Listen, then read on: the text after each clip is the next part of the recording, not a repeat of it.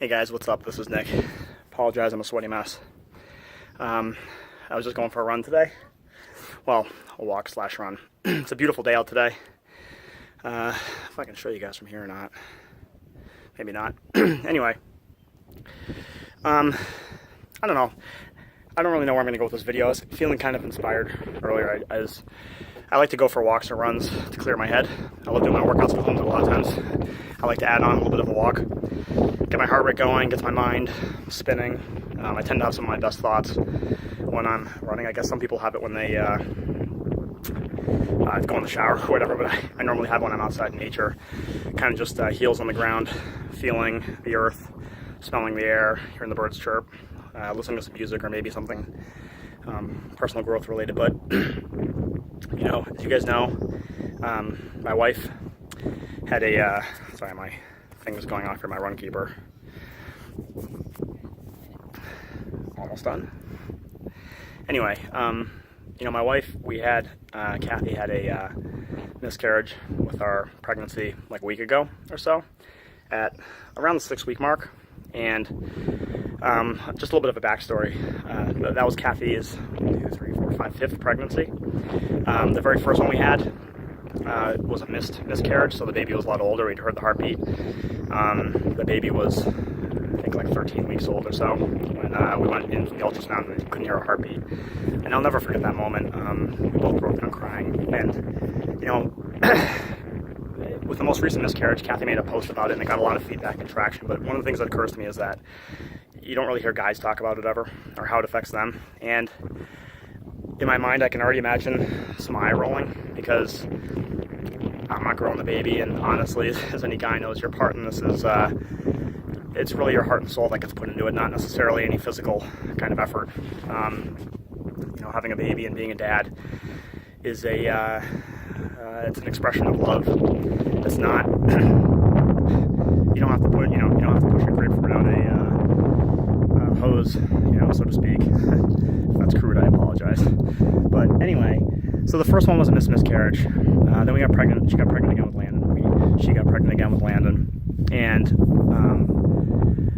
my mom passed away when she was 6 months pregnant. And, it was one of those things where you can't help but think to yourself, like, if that first baby had taken or gone through the whole way,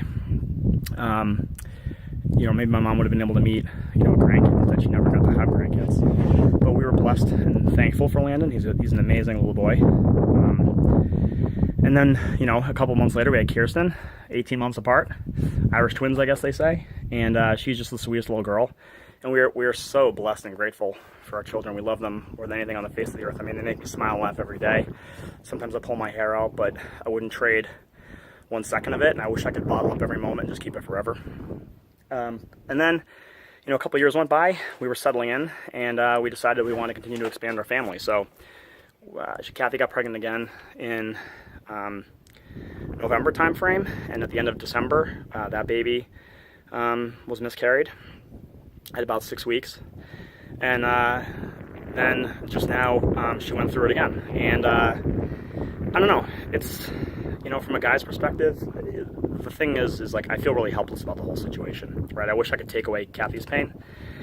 I feel pain and sorrow too, but I have a lot more empathy for Kathy, because I can't imagine, or any woman really that has to go through it, the heartbreak and pain of having to go through it, especially when it's something that's growing inside of you.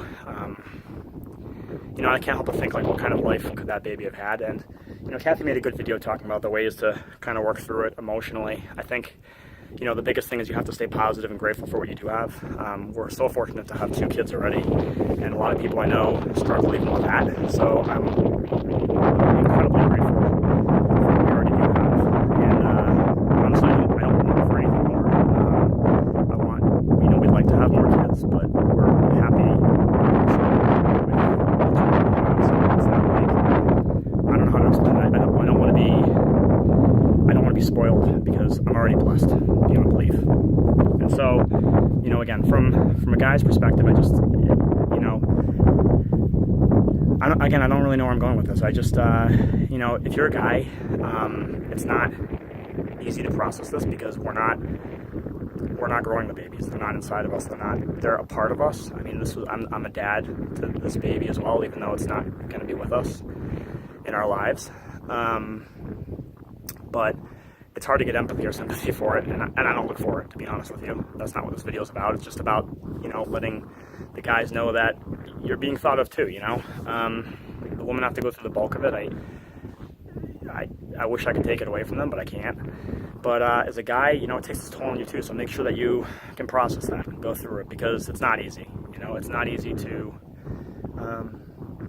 lose the potential of what could have been, right? You feel really, it's heartbreaking, really is what it is. And so, you know, we're hopeful for the future. I wake up every morning and my first thing I think is how thankful I am for the life that I've got and the kids that I have. So, you know, me and Kathy will get through this.